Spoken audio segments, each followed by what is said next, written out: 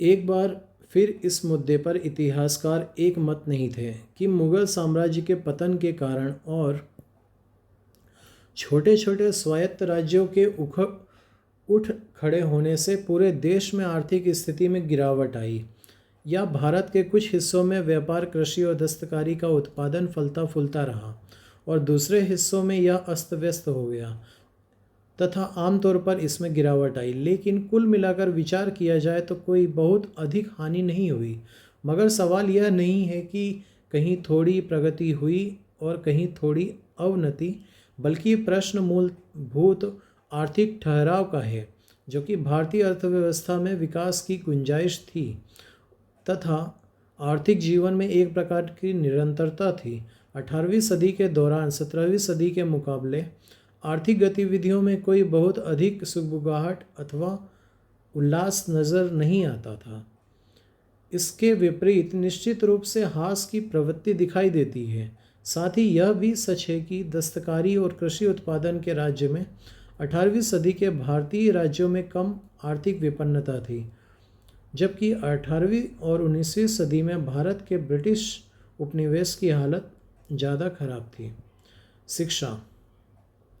18वीं सदी के भारत में शिक्षा की पूरी तरह उपेक्षा नहीं की गई, मगर कुल मिलाकर वह त्रुटिपूर्ण थी, वह परंपरागत थी और पश्चिमी दुनिया में हुए द्रुत परिवर्तनों में उसका कोई संपर्क नहीं था।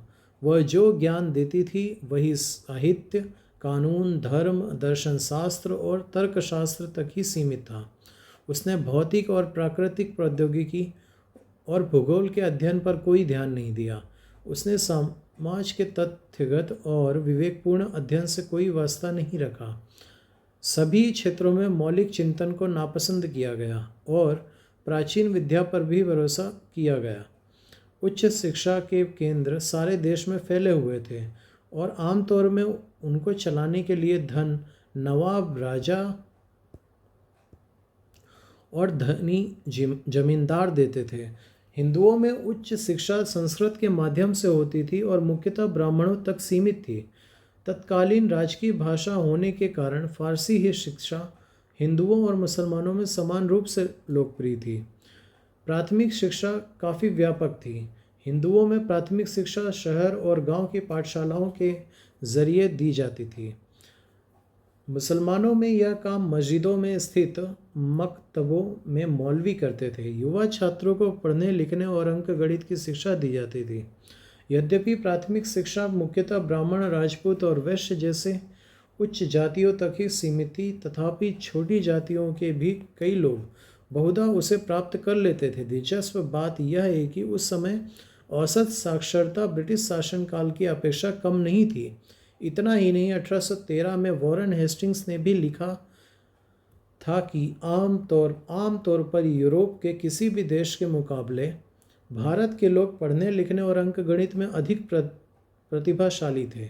यद्यपि प्राथमिक शिक्षा का स्तर आधुनिक मानदंडों से अपर्याप्त था, तथापि वह उन दिनों के सीमित उद्देश्यों की दृष्टि से पर्याप्त था।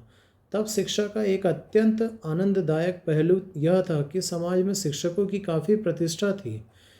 एक खराब बात यह थी कि लड़कियों को बिरले ही शिक्षा मिलती थी।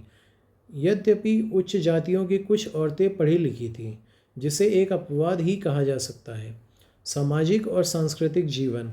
18वीं सदी में सामाजिक जीवन और संस्कृति की खास बातें जड़ता और भूतकाल पर निर्भर थी। शताब्दियों के दौरान विकसित थोड़ी बहुत सांस्कृतिक एकता के अलावा सारे देश में सांस्कृतिक और सामाजिक ढांचे समरूप नहीं थे।